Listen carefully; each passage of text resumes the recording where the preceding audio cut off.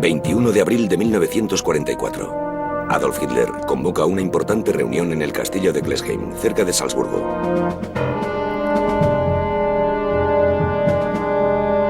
Para las fuerzas del eje, la guerra no iba bien. Los aliados avanzaban a un ritmo constante en todos los frentes. En Italia se libraba una batalla decisiva. Hitler recibía a un Benito Mussolini visiblemente cansado con los honores habituales. La intención del Führer era tranquilizar a su aliado italiano sobre el progreso de la guerra. Hitler había decidido compartir información militar con Mussolini para que tuviera esperanzas en un resurgir de las fuerzas del Tercer Reich. Hitler, orgulloso y optimista, anunció: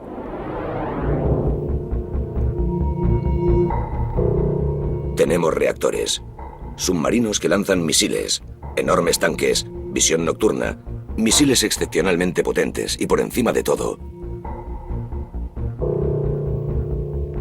una bomba que asombrará al mundo. Lo estamos acumulando todo en nuestras fábricas subterráneas a un ritmo impresionante. El enemigo lo sabe y nos ataca constantemente, pero responderemos a su destrucción con la fuerza de un huracán. Pronto les daremos una lección.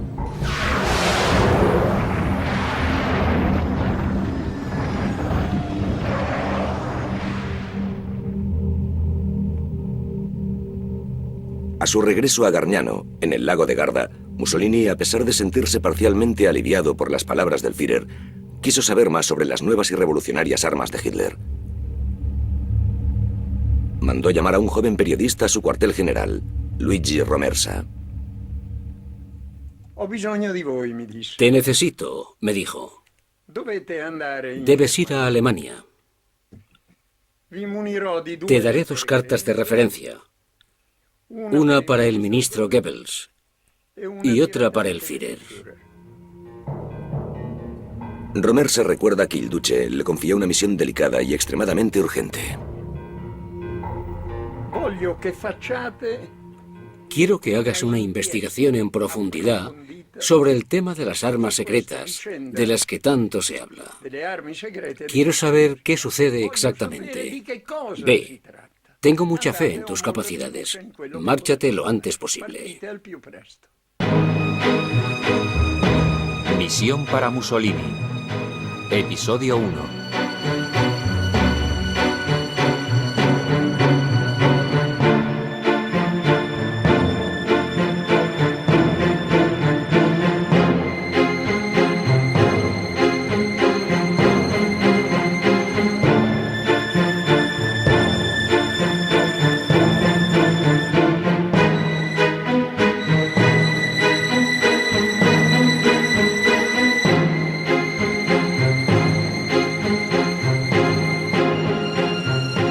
En octubre de 1944, Luigi Romersa tenía 27 años. Hoy en día es aún un hombre lúcido y combativo, a quien no se le notan sus 50 años como corresponsal de guerra. Vive en Roma, donde escribe sus memorias. Romersa apoyó a Mussolini hasta el final y le siguió hacia el norte, hasta Salò, después de que le retiraran del poder. En 1944 era corresponsal en el frente para el Corriere della Sera, un importante periódico italiano. Esta es su historia, una historia que reabre una de las páginas más controvertidas y perturbadoras de la Segunda Guerra Mundial. Una historia de la que solo tenemos la versión de Romersa.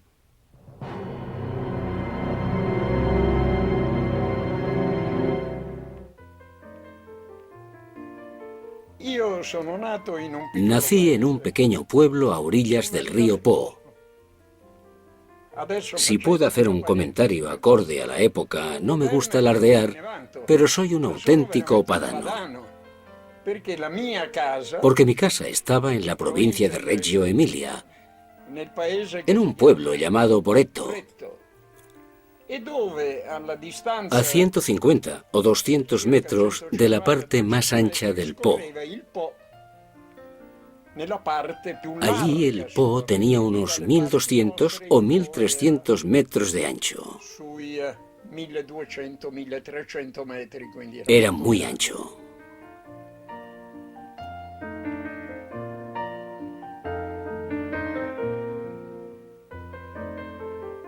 Romersa pasó su juventud en Roma y se licenció en la Escuela Militar de Via della Lungara. Se convirtió en un oficial de reserva y tras licenciarse volvió a Parma para asistir a la universidad.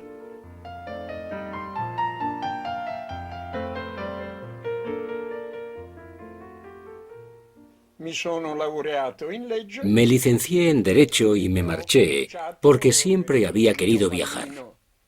Envidiaba a los famosos corresponsales extranjeros, que en esa época eran muy diferentes a los que conocemos hoy.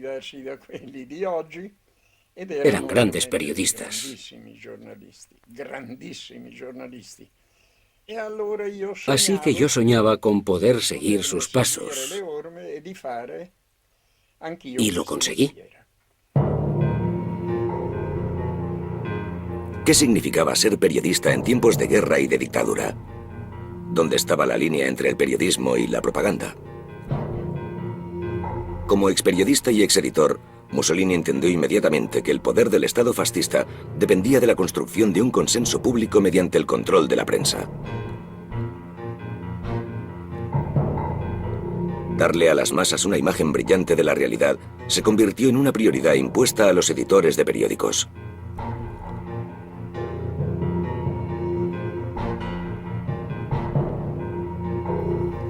Al principio, Mussolini no tenía que controlar los periódicos, ya que los escuadrones fascistas quemaban ediciones enteras y los prefectos las confiscaban, lo que tenía importantes consecuencias económicas para los editores.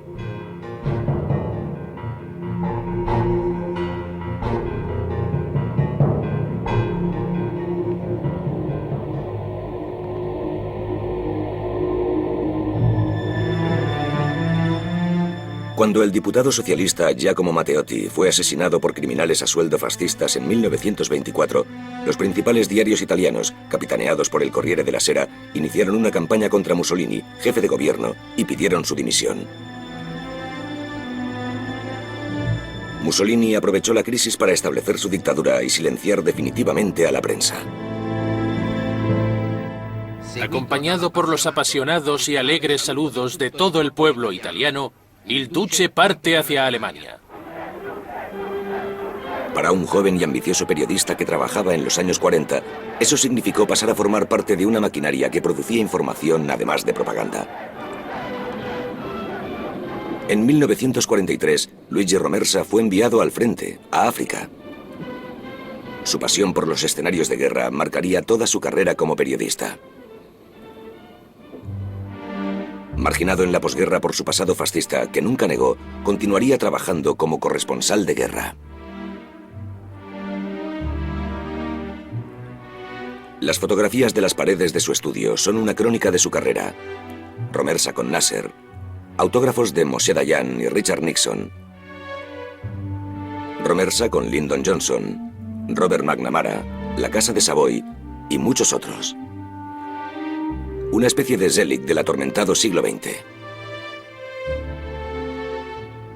Detrás de cada fotografía hay una historia, un capítulo de una vida intensa y memorable.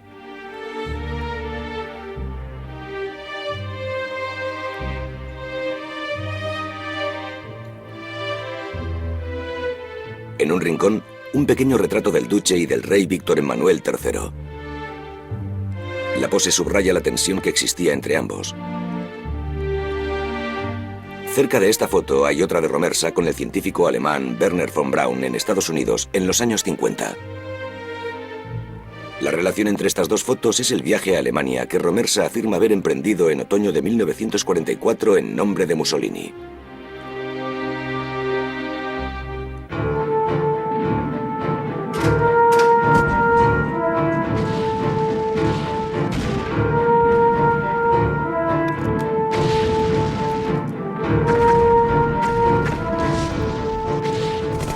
La historia empieza en mayo de 1943, cuando al duque se le acababa la suerte. Romersa acudió al Palazzo Venezia a su regreso del frente tunecino, que acababa de perderse, para entregar documentos confidenciales y urgentes al jefe de gobierno.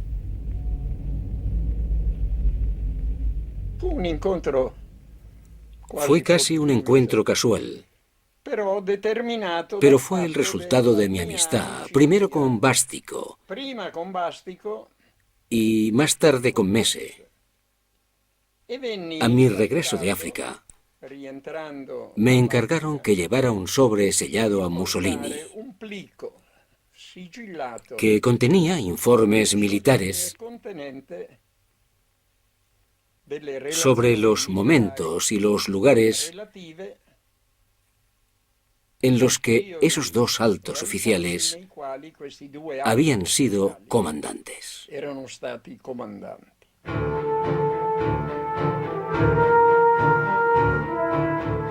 El mariscal Ettore Bastico había estado en África desde 1935. En 1941 tomó el mando de las fuerzas italianas en Libia. En febrero de 1943, el mariscal Giovanni Mese se había hecho con el mando del primer ejército que luchaba en Túnez. 3 meses más tarde, los aliados le capturaron. La guerra en África había terminado.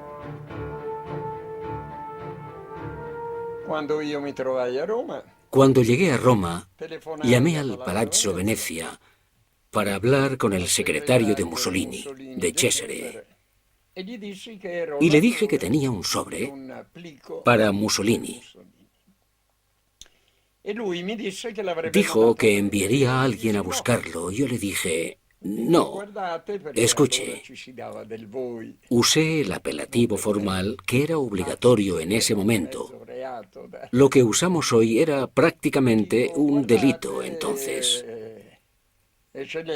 Le dije, escuche, Excelencia, tengo órdenes de entregárselo personalmente al duce. Debo cumplir con mi compromiso. Me enviaron un coche desde el Palazzo Venezia. Acababa de volver de África y llevaba mi uniforme de oficial, unos pantalones de montar bastante gastados, una chaqueta safari y una boina. Me subí al coche y llegué al Palazzo Venezia. Comparado con la gente que vi en el palazzo, iba muy mal vestido. Todos los demás estaban muy elegantes, con chaquetas safari, botas, hermosos pantalones, camisas bien planchadas y cuellos impresionantes.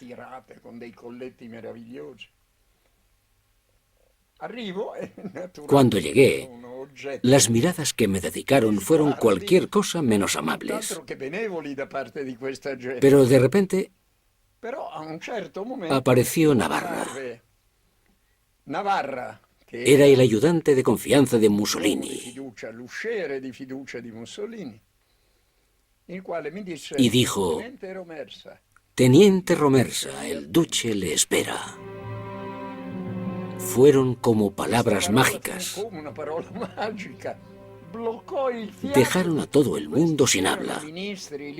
Eran ministros, gente importante, y veían cómo ese don nadie mal vestido entraba antes que nadie.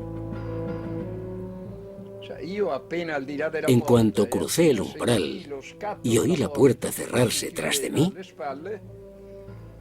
me sentí totalmente intimidado. Porque, bueno, ahora todo ha acabado. Todo ha terminado. Todo está en los anales de la historia. Decimos que Mussolini esto y Mussolini aquello. Pero puedo asegurarle que si hubiese estado delante de él, habría temblado. Era una persona con un carisma fuera de lo común, que te dejaba hechizado.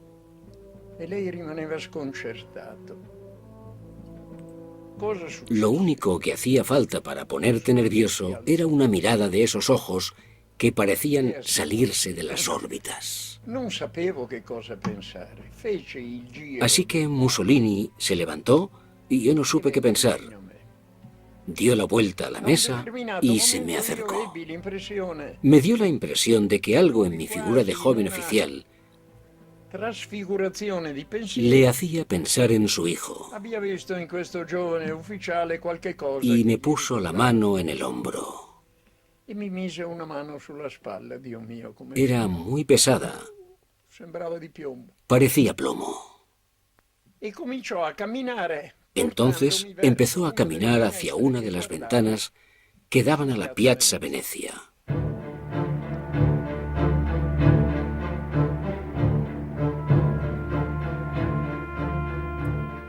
e cominciò a domandarmi Me preguntó lo que había visto cosa en avevo África. visto in Africa.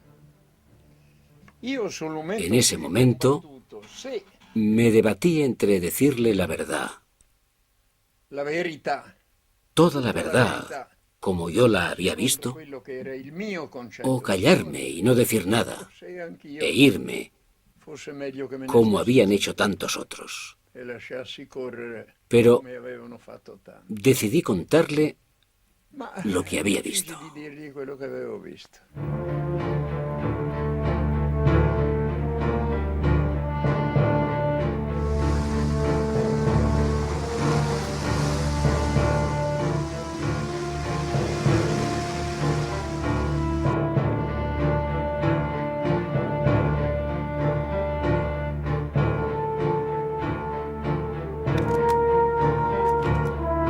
Io vidi la differenza che c'era. Había visto las diferencias entre lo que ambos bandos habían enviado al campo de Gli batalla. raccontai un episodio curioso. Gli raccontai, cioè, Le conté un extraño episodio que había vivido en Trípoli, cuando la primera división armada había tomado tierra. El 15 o el 21, no lo recuerdo porque fue hace 70 años. E vidi i soldati Les vi tomar tierra. il quale Los soldados de ese país que no tenía colonias desde 1918. e quindi io Pensaba que se encontrarían perdidos en un mundo totalmente desconocido. al contrario. Pero fue al contrario. I tedeschi avevano un Los alemanes tenían un arsenal impresionante, anche all'inizio incluso en ese momento, al principio de la guerra. cannoni della guerra 15-18. Nosotros todavía usábamos cañones de la Primera Guerra Mundial y cosas de ese estilo.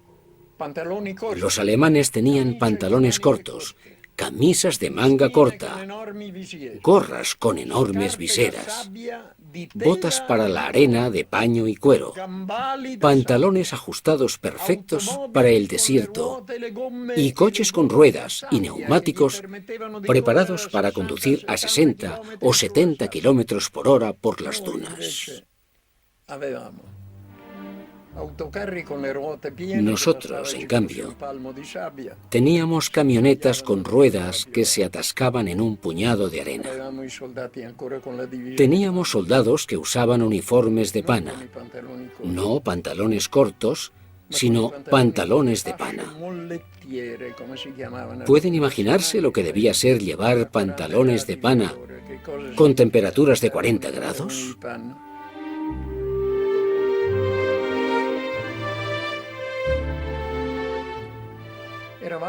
Nosotros éramos los que teníamos la colonia y no sabíamos cómo vivir allí, ni siquiera cómo equipar a los militares destinados allí.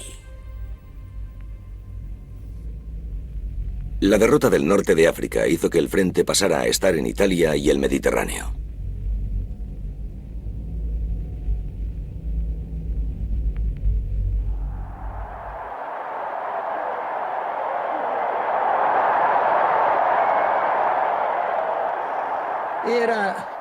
El Mussolini que conocí era completamente diferente a la persona que había imaginado y a quien había oído hablar con una voz ensordecedora que resonaba en los balcones.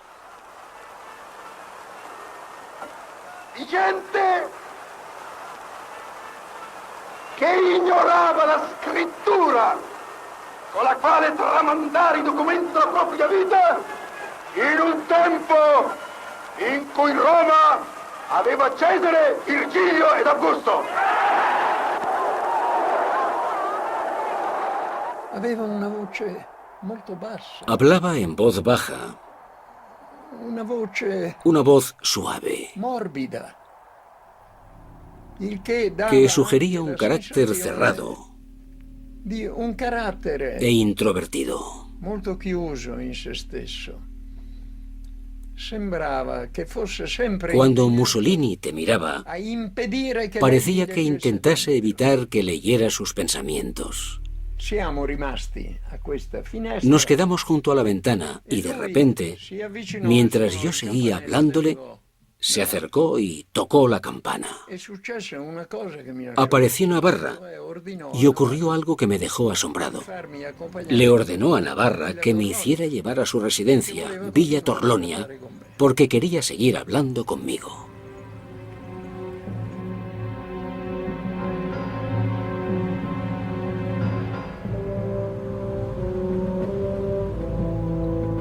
E io rimasi con Ese día estuve con Mussolini hasta las 3 de la tarde. fu la prima volta che También fue el día que conocí a su mujer Rachele, la quale que me hizo volver a mi patria de la provincia de Reggio Emilia, perché donna Rachele parlava, porque hablaba con ese acento, ma proprio con un acento que la pobre tuvo hasta el final. alla fine. Dopodiché Más tarde volví al centro de Roma con él y me dijo, di Roma.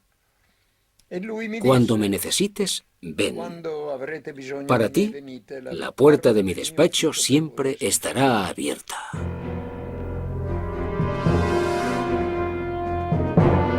Unas semanas más tarde, en junio de 1943, los angloamericanos ocuparon Pantelleria y Lampedusa. El 10 de julio, los estadounidenses tomaron tierra en Sicilia, entre Gela y Licata, y el octavo ejército británico tomó tierra en la costa que se extendía entre Capo Passero y Siracusa. Pero era solo el principio. El 19 de julio, Roma fue bombardeada.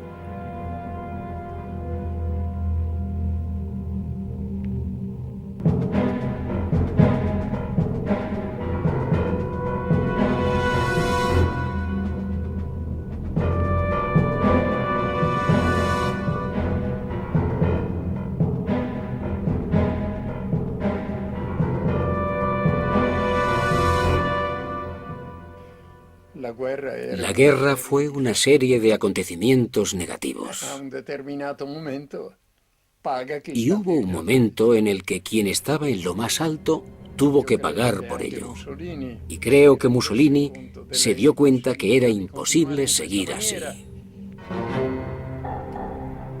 El 25 de julio de 1943, el Gran Consejo Fascista votó una moción contra Mussolini y exigió que entregase el poder militar al rey. Mussolini fue a la residencia real, Villa Savoia. Lui non si aspettava. Mussolini no se lo esperaba, Aveva la prevenzione. pero Rachele tenía intuición femenina. Donna Rachele Estaba era segura convinta che lui da Villa de que Savoia nunca volvería de Villa Savoia.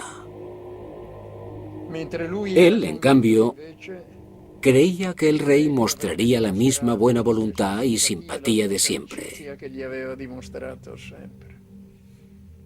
Y fue Rachele quien tuvo razón. Tras su reunión con el rey, la policía militar detuvo al duce.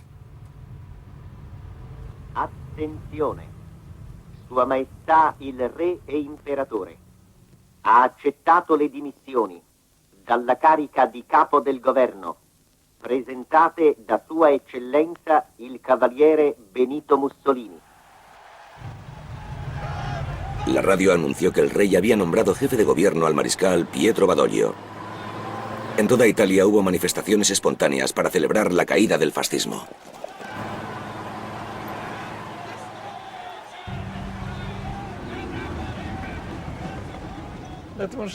El ambiente del 25 de julio fue de desorden total. Un'atmosfera di completo disordine. Corrían toda clase de rumores. Generi e in tutti i sensi.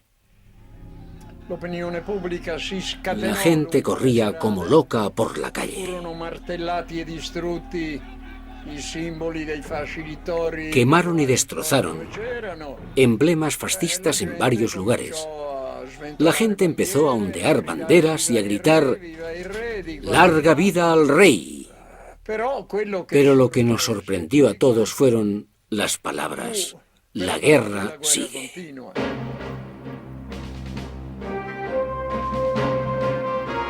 Tras 45 días de negociaciones secretas, el 8 de septiembre de 1943, los aliados obligaron a Badoglio a actuar precipitadamente y a anunciar el armisticio por la radio. El ejército no recibió ninguna directriz, así que se vino abajo y entregó Roma y el norte de Italia a los alemanes. Tras otro mes de rodeos e incertidumbre, el gobierno de Badoglio declaró la guerra a Alemania junto a los aliados.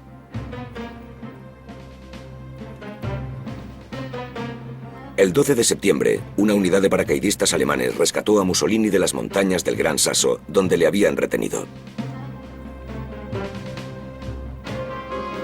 Romersa describió la escena en uno de sus artículos. En el Gran Sasso había un ambiente de incertidumbre y anticipación. Mussolini, sentado junto a la ventana de su celda, observaba la operación conteniendo el aliento.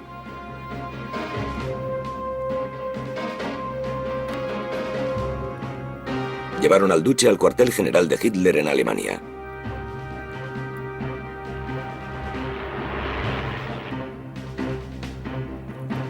Allí fue donde se decidió enviar a Mussolini de vuelta a Italia como jefe de un gobierno financiado y armado por los alemanes. El 23 de septiembre, Mussolini fundó su estado de paja, la República Social Italiana. Las oficinas y los ministerios se trasladaron a orillas del lago de Garda.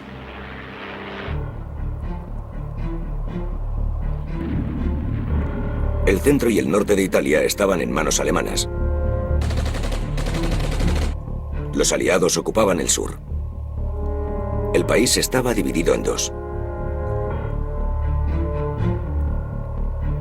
Ese invierno se inició el movimiento de la resistencia.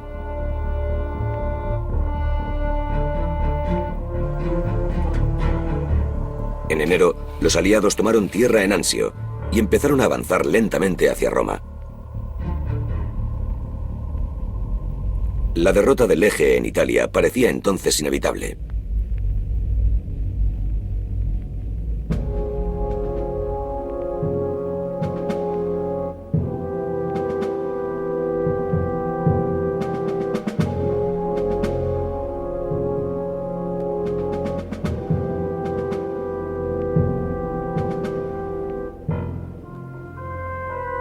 Ese era el contexto político y militar del 21 de abril de 1944, cuando Mussolini fue a Klesheim a ver a Hitler.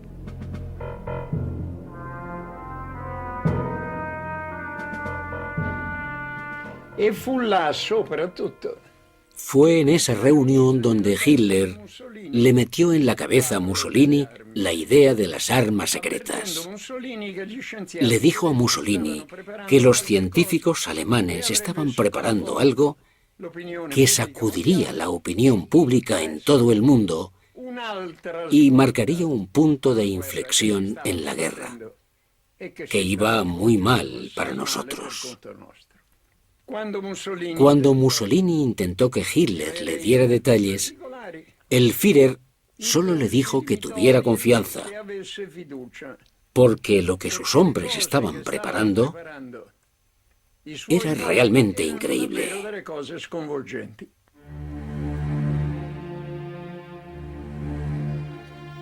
De vuelta en Gargnano, en el lago de Garda, Mussolini se mostró más escéptico, pero se convenció a sí mismo que la retirada alemana hacia el norte debía retrasarse lo máximo posible hasta que las armas secretas estuvieran disponibles, sin importar el precio en vidas humanas de esa decisión.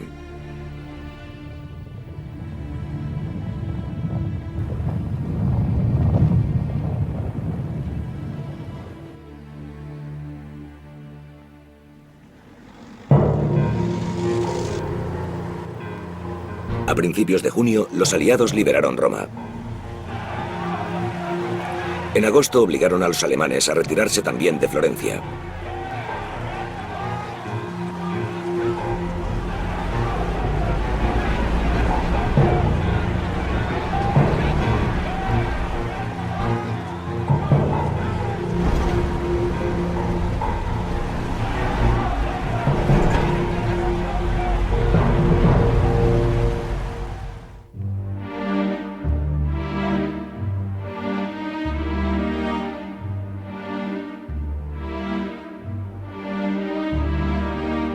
Ese verano, desmoralizado y cada vez más alejado de la realidad, Mussolini empezó a hablar con nostalgia de un arma secreta italiana, el rayo de la muerte, que se decía que Guglielmo Marconi había inventado en los años 30. Se afirmaba que entre 1935 y 1937, Marconi había desarrollado un arma capaz de inmovilizar y destruir cualquier vehículo en movimiento a una gran distancia.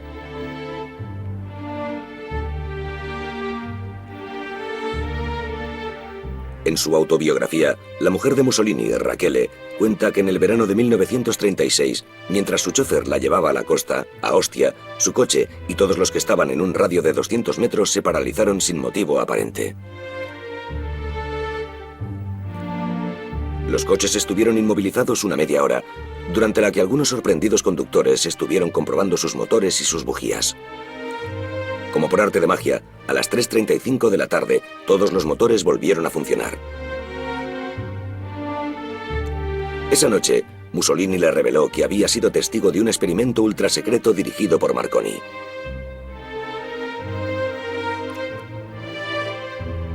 También le dijo que el científico italiano casi había terminado su rayo de la muerte, que en caso de guerra daría una enorme ventaja a Italia.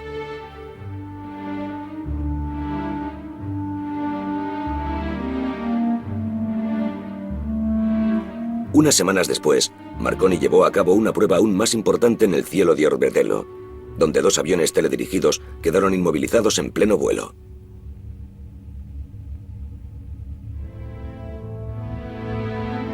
Pero eran otros tiempos, y la guerra estaba muy lejos.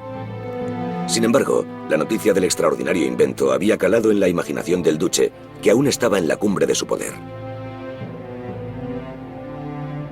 Mientras Marconi negaba oficialmente los rumores, el más importante historiador del fascismo italiano confirmaba que Marconi había dirigido experimentos de esa naturaleza. Mussolini estaba convencido de que Marconi había perfeccionado el rayo de la muerte, pero había decidido no dar a conocer el invento porque estaba en contra de sus aplicaciones militares.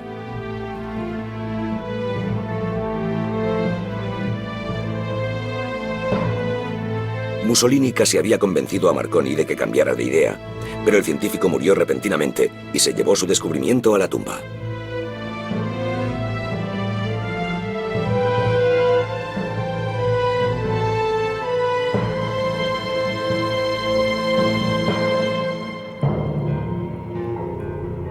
Siete años después, Mussolini estaba ansioso por conocer más detalles sobre las armas secretas capaces de devolver la contraofensiva militar a manos alemanas. El arsenal completo del Tercer Reich estaba a punto de sufrir una revolución con la introducción de instrumentos muy innovadores, muchos de los cuales utilizaban la nueva tecnología de los reactores. La tecnología militar estaba en un punto de inflexión épico. Se habían desarrollado cohetes, armas teledirigidas, cazas que podían volar al doble de la velocidad de los aviones convencionales, submarinos capaces de lanzar misiles y muchas otras innovaciones militares.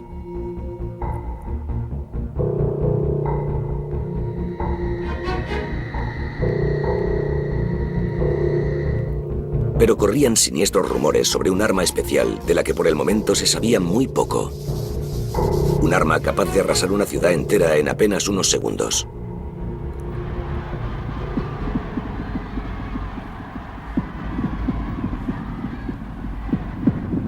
Se rumoreaba que durante uno de sus discursos Hitler había dicho: "Que Dios me perdone por los últimos 5 minutos de la guerra".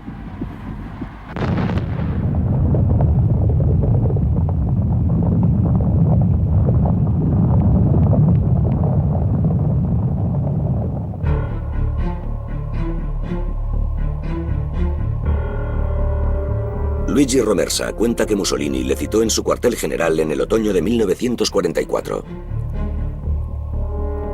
Entre los documentos oficiales del Archivo del Estado de Roma, hay un informe que confirma al menos 4 reuniones entre Romersa y Mussolini desde el 6 de septiembre al 1 de octubre de 1944.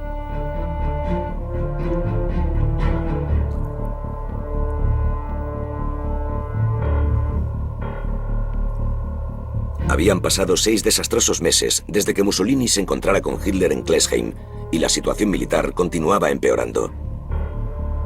Mussolini estaba ansioso por recibir una confirmación de que Hitler tenía un as en la manga. Es a partir de este momento que la historia contada por el corresponsal de guerra Romersa toma un significado histórico. Me había mudado a Salò, en el norte de Italia, y era la primera vez que visitaba el nuevo despacho de Mussolini desde nuestra reunión en el Palazzo Venezia.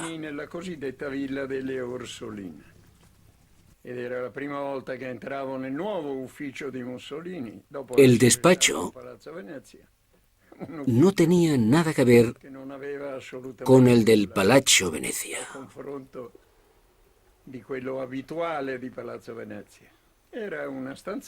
Era una pequeña sala con una gran ventana que daba al lago.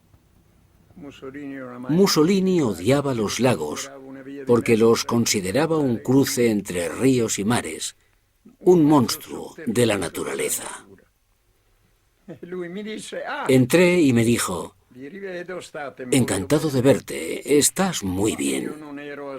Yo no había cambiado nada, pero él había cambiado muchísimo. Realmente me sorprendió. Estaba delgado, era un saco de huesos, un fantasma. Ya no parecía un hombre. Sentí lágrimas en los ojos. Me había quedado casi sin habla. Se levantó, se me acercó, vio que tenía los ojos un poco húmedos y me dijo: lo entiendo. Volvió a sentarse en su escritorio.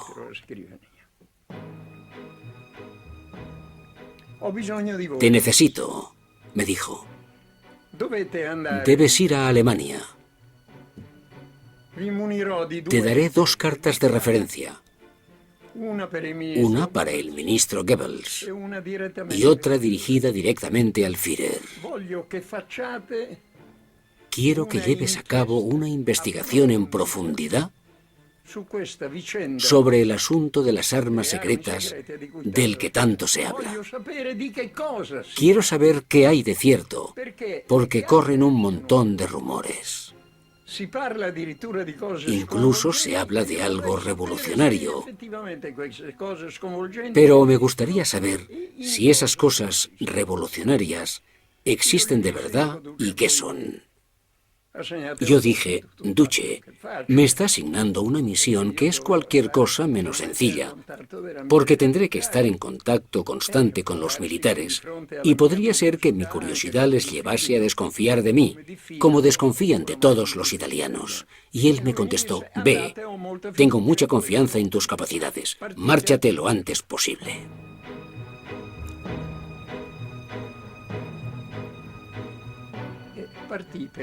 Me marché a Brenner y seguí hasta Berlín, donde tenía donde alojarme, en nuestra embajada, que era uno de los mejores edificios de la ciudad, en el Tiergarten, ese maravilloso jardín, el Jardín de Berlín.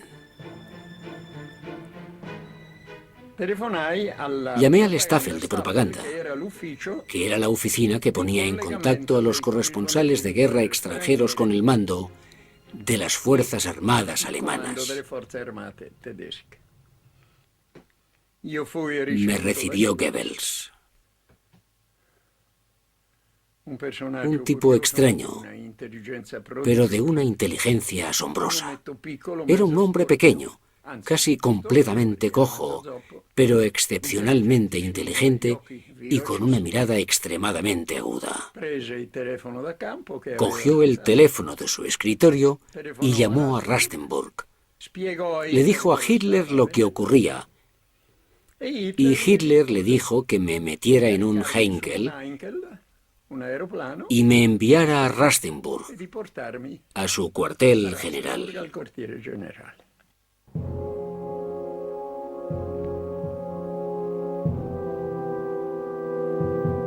En el verano de 1941, Hitler había abandonado la frívola vida de Berghof, su casa favorita de los Alpes bávaros, para controlar la ofensiva alemana en Rusia.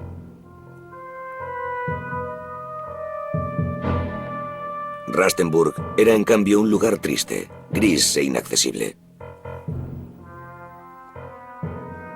La località era veramente Estaba muy escondido en el norte, del nord, nella vicinanza dei cerca laghi de los lagos Masuri de Prusia Oriental. orientale. C'erano delle enormi Había grandes bosques oscuros con estupendos pinos y muchos estanques, e molti stagni, y era muy tranquilo, un silenzio da silencioso como un convento o una iglesia. che ci fosse la guerra. Ni siquiera parecía que hubiese una Il guerra. generale in sé e per sé, El cuartel general se organizaba en 3 zonas concéntricas, tre zone una dentro de otra. dentro l'altra. Nella prima En la zona primera había un aeropuerto c'era un piccolo donde aeroporto podían aterrizar aviones pequeños piccoli aeroplani, molto piccoli. y una estación de tren E una stazione ferroviaria donde esperaba el lineare tren blindado de dove Hitler. sostava sempre il treno blindato di Hitler. Y había 3 locomotoras C'erano 3 locomotive cuyas calderas estaban siempre llenas y listas para partir cuando fuera necesario. Se ci fosse stata la necessità. Esisteva poi una seconda zona. En la segunda zona Lì erano concentrati estaban concentrados comandi prácticamente dell'OKV, todos los mandos del il cervello dell'esercito OKV. Era in questa seconda zona. La terza zona Era el centro neurálgico del ejército. vera e propria tana del lupo. La tercera zona era la guarida del Un'ombra lobo. che sembrava quasi notturna.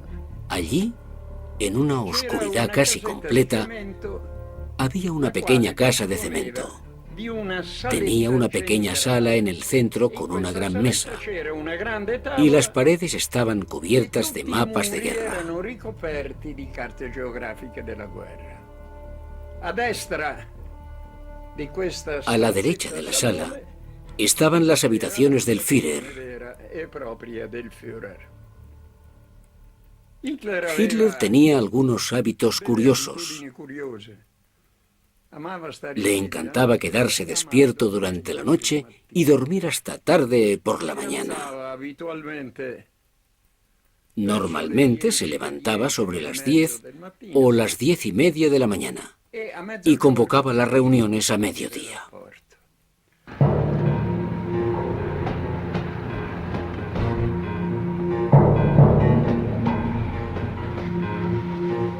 No era la primera vez que Romersa visitaba Rastenburg. Afirma que 3 meses antes, en julio de 1944, acompañó a Mussolini horas después del intento de asesinato de Hitler, la conspiración von Stauffenberg.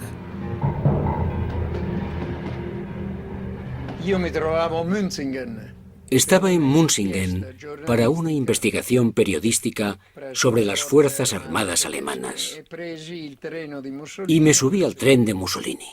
a un determinato momento in previsione di un allarme aereo. Previendo un ataque aéreo, el tren se detuvo cuando las vías entraban en un bosque Rimanemmo fermi per parecchio y tempo. no nos movimos durante un buen rato. A un certo momento vedemmo arrivare Más un tarde, automobile vimos a 2 coroneles que se acercaban en un vehículo militar. quali chiesero di parlare con Mussolini Pidieron hablar con Mussolini e dissero che erano y le dijeron que les enviaban desde el cuartel general de Hitler a buscar a Mussolini, prelevare que sabían que estaba retenido en el bosque sapevano fermo a causa de los il bombardeos. bombardamento perché il Führer aveva desiderio Hitler di quería que Mussolini estuviese con él avere questa durante la conferencia militar que iba a dar. Io credo che Mussolini sia Creo que Mussolini sospechó enseguida, porque su respuesta fue firme. con la sua voce ferma. Io quando ho Cuando tengo un plan, sono lo termino. solito rispettare no lo cambio en la mitad.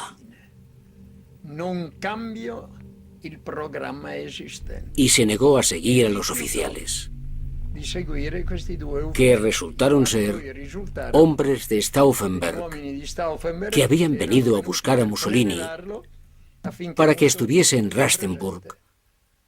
cuando explotara la bomba.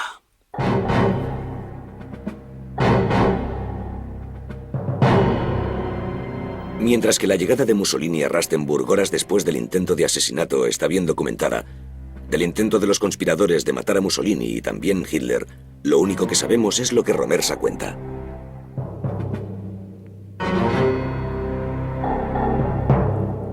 Klaus von Stauffenberg, jefe del personal administrativo de la reserva del ejército alemán, tenía acceso a las reuniones del Führer.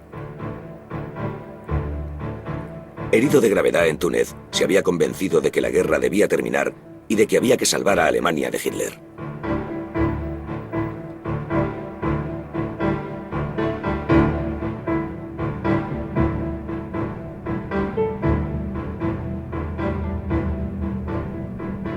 Esa mañana, von Stauffenberg llevó con una bomba escondida en el maletín. La bomba era una Howitzer de 120 o 125 milímetros. Una bomba grande que hizo volar la mesa. A Hitler le alcanzó en el brazo derecho. Cuando nuestro tren llegó a Rastenburg, vimos a los hombres de Hitler en fila detrás de él. Algunos tenían la cabeza o los brazos vendados. Y Hitler, que llevaba una gran capa sobre los hombros, le dio la mano izquierda a Mussolini porque la derecha, escondida bajo la capa, estaba totalmente, o casi totalmente, paralizada.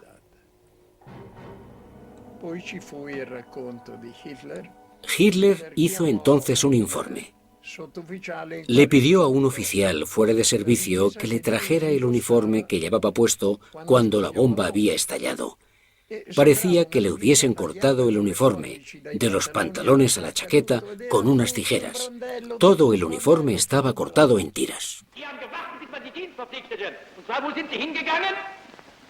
Ese verano, cientos de presuntos conspiradores serían juzgados en el mismo tribunal de Nuremberg, donde apenas un año después se juzgaría a los criminales nazis.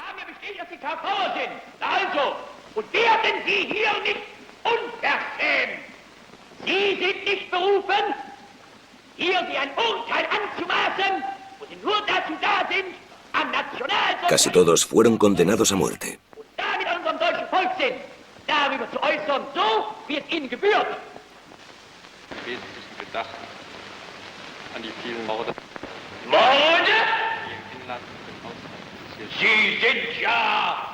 Von Stauffenberg no estuvo presente en los juicios. Le habían ejecutado unas horas después del golpe fallido.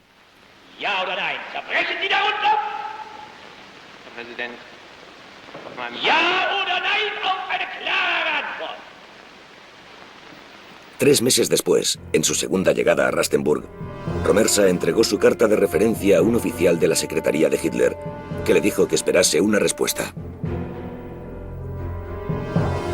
Llegado a este punto, el testimonio de Romersa vira hacia lo increíble. Un poco más tarde, le recibió el Führer en persona.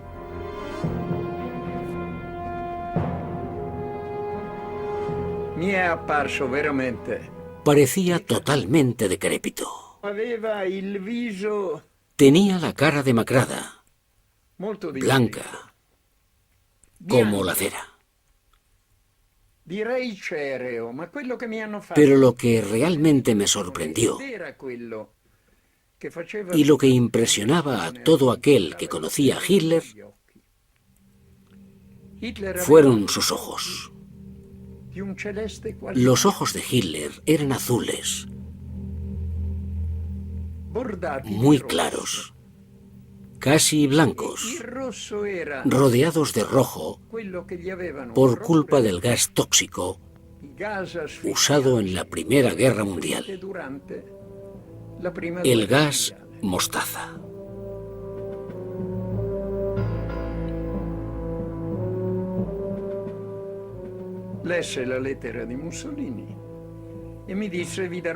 Hitler leyó la carta de Mussolini y me dijo: le dejaré ver algo que animará a mi querido amigo Mussolini. Hitler contaba a Mussolini entre sus amigos más íntimos. A veces Mussolini parecía irritado por tener que oír hablar demasiado, y Hitler tenía la costumbre de hablar y hablar. Mussolini, por otro lado, tenía una capacidad excepcional de ser conciso. Nunca hablaba más de 10 o 15 minutos, nunca. Y Hitler le observaba prácticamente con adoración. Yo creo, aunque me resulta difícil decirlo, que en cuanto a su amistad, Hitler era más sincero que Mussolini. Mussolini nunca fue un buen amigo de Hitler o de los alemanes. Romersa recibió la autorización de Hitler para subir a un avión de la Luftwaffe que se dirigía a la base de Peenemünde, el centro de desarrollo de misiles donde los mejores científicos, dirigidos por Wernher von Braun, trabajaban sin descanso.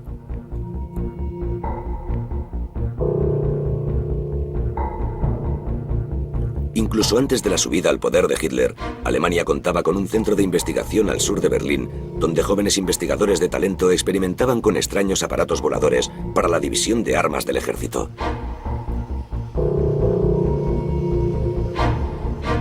Un hombre alto y rubio destacaba entre todos los demás, Wernher von Braun. A los 20 años, en 1932, von Braun había desarrollado el primer prototipo de cohete, el Agregat 1. En 1936, por razones de seguridad, el centro de investigación se trasladó a Peenemünde, en la isla de Usedom, en el norte de Alemania.